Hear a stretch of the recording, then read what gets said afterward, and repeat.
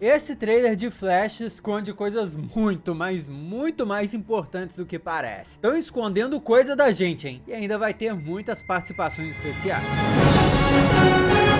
Olá, como vai? Tudo bem? Eu sou o Miguel Loquia, seja muito bem-vindo a esse vídeo onde nós vamos desmontar o novo trailer de The Flash para pegarmos as referências, os detalhes, os significados e mais, desvendar o que possivelmente está por vir. O meu vídeo de análise e reação do trailer com as minhas primeiras impressões já tá no canal, onde eu comentei aspectos mais gerais dele, vou deixar o link aqui embaixo. E agora nós vamos para um mergulho mais profundo, tá? Para pegar tudo mesmo, misturando com os vazamentos, tudo que saiu em torno desse filme, que explicam melhor as coisas que apareceram no novo trailer. Vale dizer que na CinemaCon exibiram uma versão prévia do filme do Flash, onde os efeitos visuais não tinham sido finalizados ainda. E mesmo assim, as primeiras reações são de que o filme tá simplesmente incrível. Para um filme causar essas boas impressões, mesmo sem estar finalizado, olha, a gente pode ter um espetáculo chegando em nossas mãos. Mas vamos logo pro que interessa. O trailer começa mostrando a mansão Wayne com neblina em volta e as duas versões do Barry Allen caminhando para lá, enquanto uma voz grave diz ao fundo: "Eu perdi meus pais". E imediatamente a gente reconhece como sendo a voz do Michael Keaton, o Batman dos filmes do Tim Burton de 89 e 92 e que também já tinha aparecido no primeiro trailer. É interessante a gente observar que é uma versão do Batman que a nova geração que começou a curtir as produções de super-heróis com o universo cinematográfico da Marvel principalmente,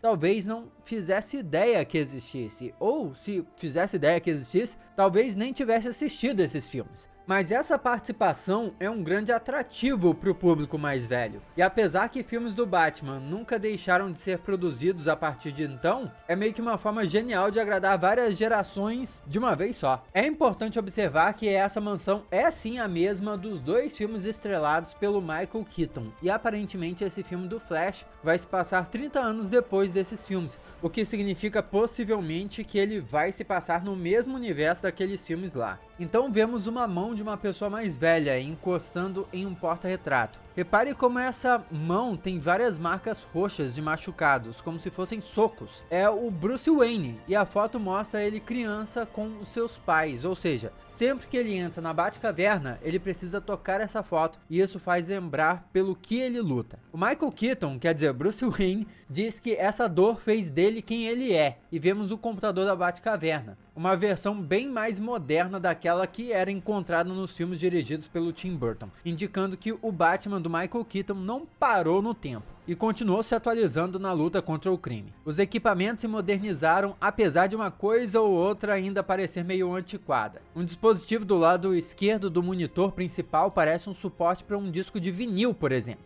Esse computador lembra um pouco uma das versões usadas no desenho animado do Batman, produzido pelo Bruce Timm e exibido no Brasil nos anos 90. Foi essa animação que inclusive exibiu a Arlequina pela primeira vez. Dá pra ver que os monitores mostram coisas como o Batmóvel, o Bate-Avião e o próprio traje do herói. Mas parece que mesmo essa versão do Batman parece ter pausado o seu combate ao crime em Gotham, que pelo visto ele tá há algum tempo parado. É o que leva a crer observando esse lençol cobrindo a bancada e a camada grande de poeira acumulada no chão e nos equipamentos. O que eu não gostaria de ver, na verdade, é poeira no botão de se inscrever no canal. Pô, se inscreve aí, deixa o like também pra dar uma força. Faça parte da família Loquia, adoraria ter a sua companhia aqui com a gente nos próximos vídeos. E se você já faz parte da família Loquia, meu muito obrigado, meu grande abraço e vamos continuar. As luzes se acendem, espantando os morcegos e do alto surge o bate-jato, o bate-avião, bate-wing, como você quiser chamar, que vai descendo pendurado também como um morcego. Dá pra ver o grande buraco que a nave usa para sair do esconderijo, que fica atrás de uma cachoeira. Mais ao fundo dá pra ver novamente o computador da Batcaverna e se aproximar ainda mais, dá pra notar os dois Barrys na escada. Bruce diz que passou uma eternidade tentando corrigir os erros do passado, como se combater o crime fosse trazer os pais dele de volta. Então vemos que aquele porta-retrato no início do trailer escondia um acesso para vários trajes do Batman. Bruce aparece de costas, com cabelos brancos e compridos, como se tivesse deixado de cuidar dele mesmo. Lembrando que Bruce Wayne sempre é retratado como alguém que procura manter a boa aparência, um playboy, mas meio como um artifício para esconder a sua identidade como herói. Então ver essa versão cabeluda deixa evidente que ele deixou de lado o personagem playboy dele, assim como deixou de lado a luta contra o crime num período recente. Não tem como olhar essa versão mais velha e não lembrar dos quadrinhos do Cavaleiro das Trevas e até mesmo da animação Batman do futuro, né? Caramba, é uma referência excelente. Então vemos 7 uniformes do Batman. Essa é uma imagem que já tinha saído na época do primeiro trailer. E à esquerda é possível ver um traje versão cinza com o símbolo do uniforme do seriado clássico do Batman de 66, do Adam West, que apesar de ser cômico, aqui recebeu uma adaptação com 2 armas a tiracolo. Nós sabemos que o Batman não usa armas porque é um código de conduta dele. O Batman não mata porque foi justamente uma arma que tirou a vida dos pais. Por isso mesmo que esse traje ainda faz referência justamente ao Thomas Wayne na versão do Batman de Além do Ponto de Ignição. Porém, na Era de Ouro, o Batman também já chegou a usar armas de fogo. Então, a todo modo, é uma baita referência a quadrinhos, a várias coisas isso aí, mas ainda fica a dúvida, que ponto da história do Batman do Michael Keaton esse uniforme aí representou? Ele já usou armas em algum ponto da vida, enfim. Ao lado desse uniforme tem a versão com traje azulado, que pode ser visto na animação Batman Bravos e Destemidos, mas que também já foi muito usado nos quadrinhos. São versões diferentes do uniforme principal para mostrar como o Batman está preparado para qualquer tipo de situação. É possível ver no canto direito, por exemplo, um uniforme adaptado para mergulho, mais reforçado, e outro para clima desértico, parecido com o que o Ben Affleck usou naquele pesadelo no filme da Liga da Justiça. Então Michael Keaton diz pro Barry que ele fez isso, ou seja, conseguiu trazer os pais de volta. Reparem que o Bruce já não aparece com aqueles cabelos compridos, a não ser que ele seja de rabo de cavalo, né, mas eu não acho que seja isso. Que nos leva a crer que nesse momento em que ele finalmente mostra o rosto no trailer, algo já o teria convencido a voltar à ação. Ou então aquela cena dele olhando para os trajes seria apenas um flashback, ou as 2 opções, enfim. Mas é interessante notar a expressão no rosto do Barry, como se ele notasse que sim, conseguiu salvar os pais, algo que nem mesmo o Batman conseguiu fazer, então há uma admiração dele, mas ao mesmo tempo muito respeito do Bruce pelo que ele conseguiu fazer. Então vemos os logos da Warner e da DC com um raio amarelo passando por eles. O que precisamos destacar aqui é que já se passam 30 segundos de trailer, e o que nós vimos aqui basicamente até agora é só uma apresentação do Batman, né? O que deixa até a gente se perguntar se é um filme do Flash ou do Batman. Mas isso é curioso, porque Batman é o personagem mais lucrativo da DC. É o personagem de segurança da empresa. Por isso que você encontra várias produções do Batman, inclusive derivadas do Batman. Sejam vilões ou produtos em que o Batman esteja envolvido, mesmo que indiretamente. Então, não é à toa que The Flash vai contar com 2 versões do Homem-Morcego, porque Batman atrai uma multidão de fãs que são apaixonados pelo personagem. Da mesma forma como a Sony está explorando o Homem-Aranha agora. Porém, a participação do Batman no filme do Flash está longe de ser gratuita. Isso porque o filme vai adaptar, de certa forma, o arco ponto de ignição dos quadrinhos, uma das histórias mais empolgantes da DC, que mostra o Flash indo parar numa realidade onde o Bruce Wayne está morto e o Batman, na verdade, é o seu pai, o Thomas Wayne, para quem o Barry pede ajuda, enquanto o Coringa é ninguém mais, ninguém menos que a Martha Wayne. A tentativa do Barry de voltar no tempo e salvar os pais acabou cobrando um preço muito caro. Pra quem não sabe, nos quadrinhos, uma das histórias de origem do Barry conta que ele, quando criança, acabou encontrando a mãe sem vida e o seu pai é preso como principal responsável, principal suspeito no caso. O Barry, inclusive, aparece visitando o pai na cadeia no filme Liga da Justiça, mas a história acabou não sendo muito desenvolvida pelo Zack Snyder. Porém, Barry sabia que isso não era verdade e jurou que encontraria o verdadeiro culpado para provar a inocência do pai. Isso foi o que motivou o Barry a se tornar um cientista forense da polícia de Central City, ou seja, o responsável por examinar evidências de cenas de crime. Mas os anos fizeram seu pai ficar desgastado e sem esperanças, e ele acaba mentindo e admitindo que cometeu o crime meio que para livrar o Barry dessa responsabilidade. Ao perceber que os seus esforços foram em vão, o Barry destrói o seu próprio laboratório numa noite de chuva e um raio acaba atingindo ele, derrubando frascos químicos e o deixando em coma. Quando acorda, o Barry descobre que ganhou poderes de super velocidade e se torna assim o Flash. Uma baita história de origem, hein? Anos depois, o Barry descobre que o verdadeiro culpado pela morte da sua mãe é o Albert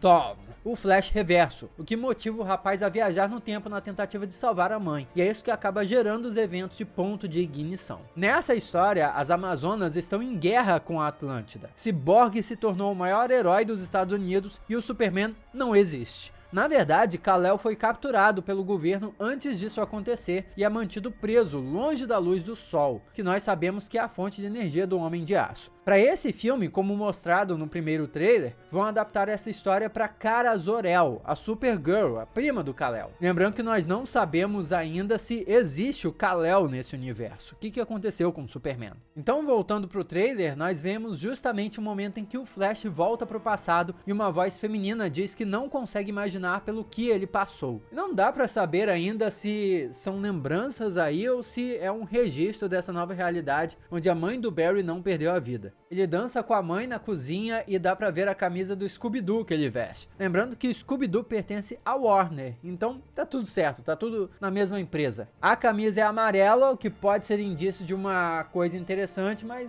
vamos falar mais disso depois. A voz diz que ele perdeu a mãe e o pai no mesmo dia. Na verdade, a mãe dele perdeu a vida e o pai a liberdade, já que acabou recebendo a culpa pelo crime. O Barry vê a cena da mãe dele caída e o seu pai grita para que ele ligue para a emergência. Reparem na mudança das cores. Enquanto na cena anterior, em que o Barry dançava com a mãe, as cores eram quentes e alegres, agora se tornam frias, porque é um momento triste. Na cena seguinte, vemos o garoto correndo para fora de casa. Será que ele ligou para a emergência e depois correu para pedir ajuda? Interessante é que, nesse momento, não adianta o quanto ele corra. Não vai conseguir mudar o que aconteceu. Tá fora do seu alcance. Por isso que é tão simbólico o Barry adulto, vestido de Flash, revivendo isso tudo. Porque para ele, adulto, correr vai fazer diferença. Barry então fala o que resume todo o gancho do filme, onde ele diz que voltou no tempo para salvar os pais, mas ao invés disso acabou destruindo o universo. Nesse ponto é interessante reparar na forma desengonçada como Barry corre. Isso já era possível reparar nos outros filmes, mas que era bizarro, né? Ele corria, parecia que estava nadando. O que era aquilo? Mas uma justificativa aceitável é de que ele faz isso tão rápido que não tem coordenação suficiente para controlar os movimentos. O Flash então viaja no tempo e vai parar numa outra realidade, e aqui a gente consegue dar uma olhada melhor no seu novo uniforme, bem avançado, com esses óculos de proteção e tudo mais. Tem essas espécies de veias amarelas que se iluminam com a velocidade, lembrando que o primeiro trailer já mostrou o anel do Flash, que nos quadrinhos é onde ele guarda o uniforme. Pode ser que esse traje seja um presente do próprio Batman, do Ben Affleck, né, do universo de origem dele, para ele. Mas não vamos esquecer que o Barry Allen também é genial, então talvez tenha sido uma invenção dele próprio. Reparem que assim que ele chega, as pessoas em volta estão correndo, pois é justamente o momento em que a Terra está sendo atacada pelos Zods, evento que também foi mostrado nos filmes do Homem de Aço e Batman vs Superman. Esse é o terceiro filme da DC que mostra isso aí, e mais uma vez por outra perspectiva. Mas se liguem nessa imagem onde um garotinho aparece assustado no meio da rua. Além dele, é possível ver uma figura parada. Esse, Lokia, simplesmente é o Flash usando um traje improvisado. Dá uma olhada nesse Funko Pop que saiu há um tempo atrás e compare as imagens. É o mesmo uniforme. Tudo leva a crer que isso é uma lembrança, que esse é o Flash principal e que ele esteve presente durante o ataque dos Zods todo esse tempo. Só que os filmes anteriores não mostraram. Vemos então a chegada dos Zods, onde no filme Homem de Aço ele esperou pelo Superman, mas aqui o herói aparentemente não existe. Ouvimos vozes diferentes dizendo que se você muda o passado, você muda o futuro. Pessoas estão correndo nas ruas enquanto o Zod ataca e diz que esse planeta precisa morrer. Lembrando que a intenção do vilão, até então mostrado em Homem de Aço, era transformar a Terra em uma nova Krypton,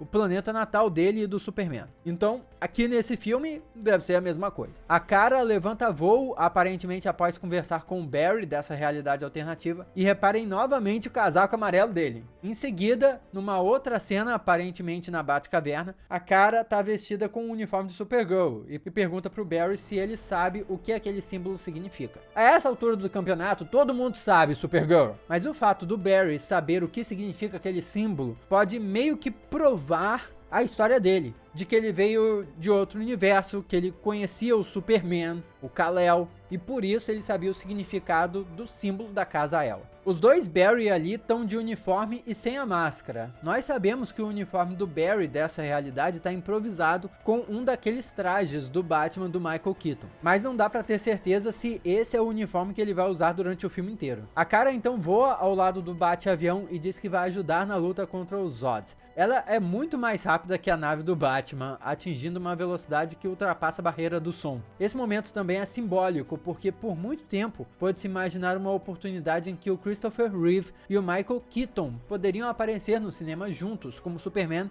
e Batman, respectivamente. Infelizmente, o Christopher Reeve nos deixou precocemente e não reviveu o seu personagem de Superman, mas indiretamente fica aí a homenagem. Michael Keaton então aparece com o uniforme do Batman e pergunta: "You wanna get nuts? Let's get nuts", que traduziram como "Você quer fazer loucuras? Vamos fazer loucuras". E essa é uma referência ao filme do Batman de 89, onde o Bruce Wayne do Michael Keaton fala a mesma frase na tentativa de ameaçar o Coringa do Jack Nicholson. Now you wanna get nuts? Come on, let's get nuts. É possível ver também que ele veste um traje mais robusto, semelhante ao que o Batman usa nos quadrinhos do Cavaleiro das Trevas. E faz sentido quando a gente pensa que ele vai lutar contra kryptonianos. Essa cena deve marcar o momento em que o Bruce mais velho decide ajudar o Flash. Lembrando que nos quadrinhos, ponto de ignição, o que motiva Thomas Wayne a ajudar o Flash é saber que dessa forma ele conseguiria salvar o Bruce. Uma mão então aciona um dispositivo e não é possível afirmar se é o Batman ou não, mas definitivamente está usando um uniforme ou pelo menos uma roupa de proteção. Talvez seja o momento em que o Bruce aciona o dispositivo para iniciar o experimento para dar poderes ao Barry. No caso, o Barry dessa nova realidade, né? Em seguida vemos Supergirl, os dois Flashes e o Batwing se juntando ao exército para lutar contra as forças do Zod. E dá para lembrar até das vezes que o Superman e o Flash apostaram corrida. Desde os quadrinhos existe essa rivalidade para provarem quem é mais rápido, e até o filme da Liga da Justiça trouxe isso numa cena pós-créditos. Isso já aconteceu em animação e até em Smallville também. Mas o vencedor dessa disputa vai sempre depender do roteirista, não tem jeito. Reparem que o Flash principal solta raios amarelos quando está usando seus poderes, enquanto o do universo alternativo solta raios azuis. Aliás, o Barry dessa realidade também mostra ter poderes, mas dá para lembrar que nos filmes do Snyderverso, o Flash principal sempre foi mostrado com raios azuis saindo dele. Essa característica se aproxima mais, por exemplo, de como os poderes do Flash do seriado da CW são apresentados. Então agora ficou meio confuso, mas vamos falar disso depois. De qualquer forma, é interessante a escolha justamente dessas cores, porque existem pesquisas que já identificam que laranja e azul, ou amarelo e azul, são as cores mais usadas na indústria do cinema. Elas são de polos opostos na roda de cores e representam quente e frio, sendo usadas na indústria do cinema a rodo para retratar conflitos em filmes de ação e aventura. Olha um lado do designer aí. Guarda todas essas informações porque vai ser importante quando a gente analisar mais pra frente o trailer japonês desse filme, que traz umas ceninhas extras. Quando eles finalmente param, dá pra ter uma visão melhor tanto do uniforme completo da Supergirl quanto do Flash alternativo, o que até então só deu pra conferir em imagens como a da coleção de bonecos lançada. O traje da Supergirl parece uma peça mais única, mais orgânica, enquanto o outro Flash veste um traje improvisado do Batman que dá até pra ver as orelhinhas na máscara e o raio pintado em cima do símbolo no peito. Mas daqui a pouco a gente fala mais sobre esses bonecos e o Flash alternativo, porque tem coisa escondida aí. Então eles mostram o Batwing. Eu não sei mais como chamar esse avião do Batman, tá? O Bate-Avião. E tem total o clima dos filmes do Tim Burton. Dá até pra reconhecer a trilha do Danny Elfman tocando ao fundo, que é o compositor dos filmes de 89 e 92. E chega a ser de arrepiar. Eles se aproximam do que parece ser o local onde mantém a Kara presa, e aparentemente esse lugar fica na Rússia, até mesmo devido à camisa que aparece usando no final do primeiro trailer. E não tem como não lembrar do quadrinho Superman Entre a Foice e o Martelo, que conta a história de uma realidade onde o Kal-El caiu na Rússia e foi criado por soviéticos. Como já falamos, vão adaptar a história dos quadrinhos para esse filme, onde ao invés do Superman, a gente possa ver a Supergirl na tela. Porém, o motivo de manterem um Superman como prisioneiro nas HQs é que a queda do foguete que trouxe ele para a Terra tirou a vida de cerca de 30 mil pessoas. Daí, sendo mantido preso e longe da luz do sol, ele cresceu fraco, uma coisa que nós vimos acontecendo com a Kara no primeiro trailer. Na parede aparecem fotos do Barry com a família, mas no trailer japonês, depois, nós vamos ver que isso é na casa do Barry alternativo. Ele fala que tem que desfazer o que ele fez. Duas mãos se encostam e o trailer faz parecer que seria a mãe do Barry, já que ela aparece na cena seguinte fazendo um carinho no seu rosto. Mas repare que a mão caída é de um homem, ou seja, ou pertence ao pai dele, ou então é da versão alternativa do Barry. Dá pra ver até uma fumaça saindo dele, reforçando ainda mais que pode ser a segunda opção, e já vamos falar mais sobre isso. Nessa cena entre mãe e filho, o Barry se emociona porque é o primeiro contato que ele tá tendo com ela depois de muitos anos, e simboliza o quanto é difícil para ele desfazer o que fez. Ele vai ter que desistir da mãe, basicamente. O Bruce Wayne do Ben Affleck diz que as nossas cicatrizes fazem quem nós somos, que não temos que voltar para consertá-las. Ao mesmo tempo, ele aconselha não deixar que a tragédia que ele passou defina quem ele é. Parece um momento em que o Barry estaria desabafando com ele, ou seja, Bruce é mesmo uma referência, uma espécie de mentor pro Barry Allen. Mas a gente sabe que o Flash vai acabar não ouvindo o conselho. Esse momento do Flash com o Bruce do Ben Affleck é antes do Flash voltar no tempo e mudar o universo. Atrás do Bruce tem uma espécie de janela ou vitral com o símbolo do planeta diário. Não tem como ver essa cena e não lembrar de quando os dois se conheceram no filme da Liga da Justiça, em que Bruce se mostra curioso sobre o uniforme do Flash e descobre os poderes dele. Barry, inclusive, aceita imediatamente entrar na equipe simplesmente porque não tem amigos. E também fica aberta a situação, então, o que aconteceu na Liga da Justiça no momento desse filme. Na sequência, vemos outro Batwing, uma versão mais moderna, voando pelas ruas, quando de dentro dele sai o Batman do Ben Affleck em cima da moto. Na cena seguinte, vemos que tá chovendo e a Supergirl aparece voando em linha reta para o céu, levando Barry desacordado em seus braços. Ele, inclusive, tá sem camisa. Então, será que ela tá levando ele para tomar uma descarga elétrica e ser reanimado? Ou será uma sequência daquele braço lá que tava saindo fumaça? Essa cena também lembra a capa de Crise nas Infinitas Terras dos quadrinhos, onde o Superman aparece segurando a Supergirl sem vida nos seus braços. E esse evento da Crise nas Infinitas Terras foi adaptado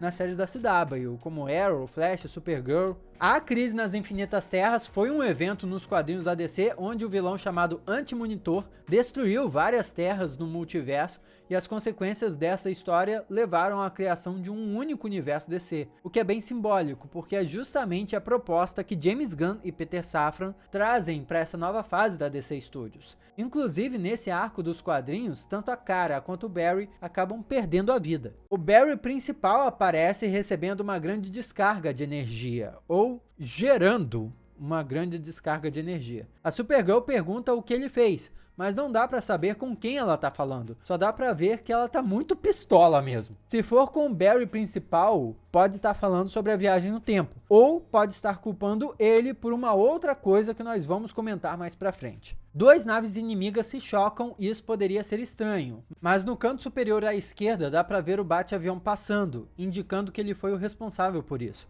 E mais uma vez reparem que o fogo e a fumaça da explosão são amarelo e azul. O cara tá com sangue nos olhos, não literalmente, e usa o que parece ser uma das peças da nave do exército de Zod para golpear o rosto do vilão. O Zod tá com esse capacete porque os kryptonianos não conseguem respirar na Terra até se acostumarem com a atmosfera. E em seguida a Supergirl aparece exausta, caindo de joelhos. Pode ter sofrido um baque com alguma coisa que ela viu, ou pode estar sentindo os efeitos da kryptonita. Em seguida, no que parece ser um esconderijo, um túnel subterrâneo ou até mesmo aquele lugar onde mantém a cara presa, o Batman do Michael Keaton abre as asas e de costas protege ele e os outros dos tiros dos guardas. Mas fica a pergunta, né? Pô, por que o Flash não desviou dos disparos e pegou as balas no ar? Enquanto isso, o Batman do Ben Affleck anda pelas ruas com a sua moto e causa uma batida entre dois carros. Dá pra ver que um deles, inclusive, é da polícia. Então por que será que ele está sendo perseguido pela polícia? Na realidade dele, o Batman do Ben Affleck não é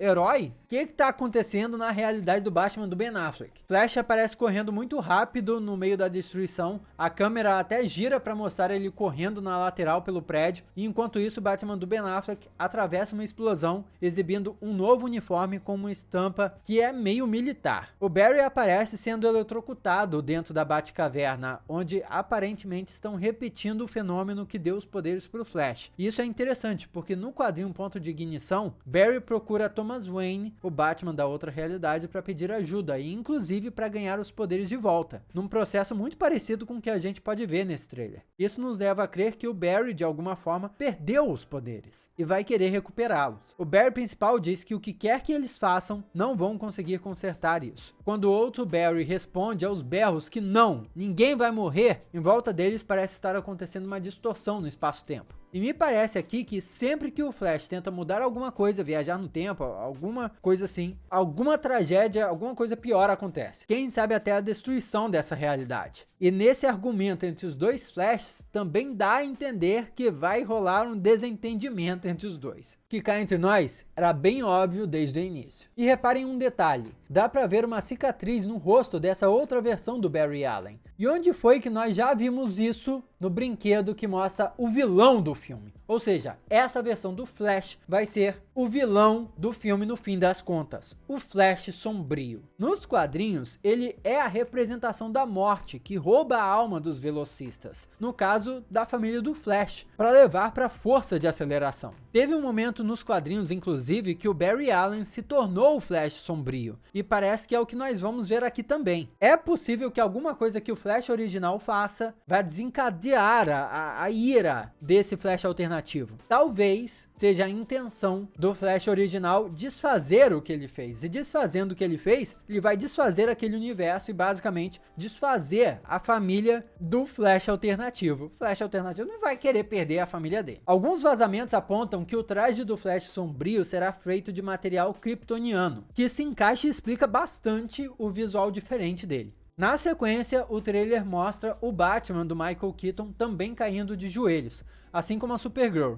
Será que ele só tá descansando depois da batalha? Será que esse é o momento da morte do outro Barry, que depois voltará como Flash sombrio? Ou aliás, como é que esse processo que vai trazer ele de volta vai acontecer, já que ele voltaria usando esse traje kryptoniano? Será que o filme vai passar por mais de um reboot de universo? Um dos soldados do Zod sobe no bate-avião e quebra a cabine, precisando que o Batman salte para fora e abra sua capa para flutuar, enquanto sua nave cai no meio da batalha lá embaixo. Esse, na verdade, é o Nam-Mek, um guerreiro kryptoniano geneticamente modificado que apareceu em Homem de Aço e ajudou os Zods na tentativa de conquistar a Terra. Aparecem então os símbolos dos heróis. Primeiro o do Batman do Michael Keaton e em seguida o do Batman do Ben Affleck, seguido pelo símbolo da Supergirl e por fim o logo do Flash, mostrando a importância que todos esses personagens vão ter para o filme. Mas vale dizer que não serão as únicas, tá? E é aqui que vem a reviravolta. O diretor Andy Muschietti e a produtora Barbara Muschietti, e aqui eu me confundo como é que pronuncia Muschietti, revelaram para o site Nerdist que só a montagem inicial do filme do Flash tinha 4 horas de duração, e por isso, algumas participações especiais ficaram de fora. Entre essas participações estavam a Mulher Maravilha, de Linda Carter, que interpretou a personagem numa série de TV nos anos 70, e também fez uma participação em Mulher Maravilha 2, o Jor-El, na versão do Marlon Brando do filme do Superman de 78, César Romero, o famoso Coringa de bigode da série do Batman dos anos 60,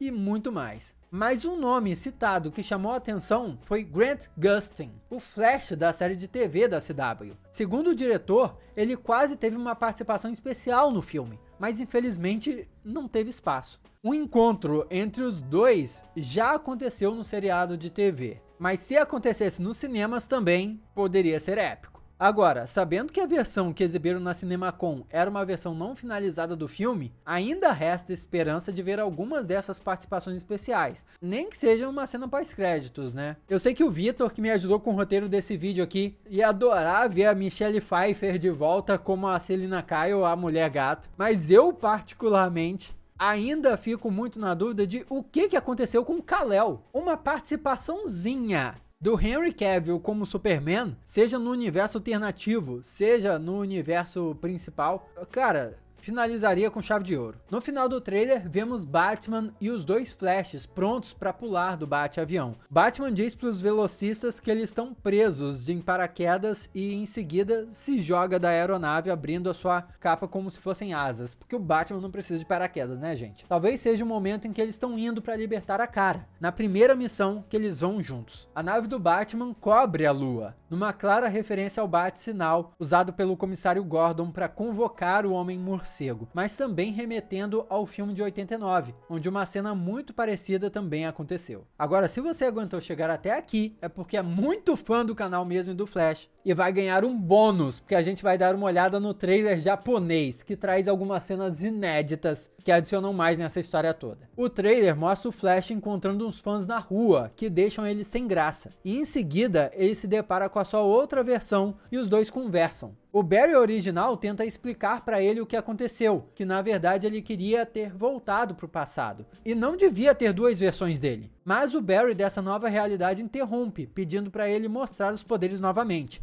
E é coberto por uma pilha de travesseiros. Dá até para ver, já que ele é meio bobão. E aqui vale notar algo interessante. Quando o Barry original corre, os raios têm a cor azul, diferente de quando ele tá com o uniforme. E as roupas que o novo Barry usa são justamente na cor amarela. Nos quadrinhos de Ponto de Ignição, a gente descobre que o Dr. Zoom, o Flash Reverso, é o vilão da história, mesmo que tenha sido o Flash quem tenha realmente quebrado as realidades. E o uniforme do Flash Reverso é todo amarelo. Pelas cores das roupas que o Barry da outra realidade sempre aparece usando, não tem como associar uma coisa à outra e ligar os pontos. Porém, uma questão intrigante aqui é que o trailer principal mostra que o Flash principal perdeu os poderes. E aqui ele aparece dando uma demonstração das suas habilidades. Então, aparentemente, ele perde os poderes, mas não é imediatamente. Outro detalhe curioso é que o Barry repete a frase do outro trailer, porém de uma forma diferente. Ele diz: "Eu tentei salvar a minha mãe, mas acabei destruindo completamente a história." Então por que será que mudaram a frase para o trailer japonês? E por que mudaram a cor do raio do Flash? É outra evidência de que o filme não está finalizado mesmo. Mas o trailer ainda traz outras cenas inéditas, como a Supergirl irritada segurando alguma coisa nos braços, que nós não conseguimos ver direito o que é, porque parece estar coberto. E no final, um olhar mais de perto no Flash do outro universo exibindo a cicatriz no rosto, provando mais uma vez que ele é de fato o vilão que eles deverão enfrentar no fim. Altas esperanças para esse filme. Comenta aqui o que você achou desse desmontado, desse vídeo. Muito obrigado pela sua companhia até o final. Que vídeo, hein? Beijo para você que tá aqui. Você é um Loki, hein? Aqui do lado tem outros vídeos para você continuar assistindo, maratonando aí. E a gente se vê na próxima.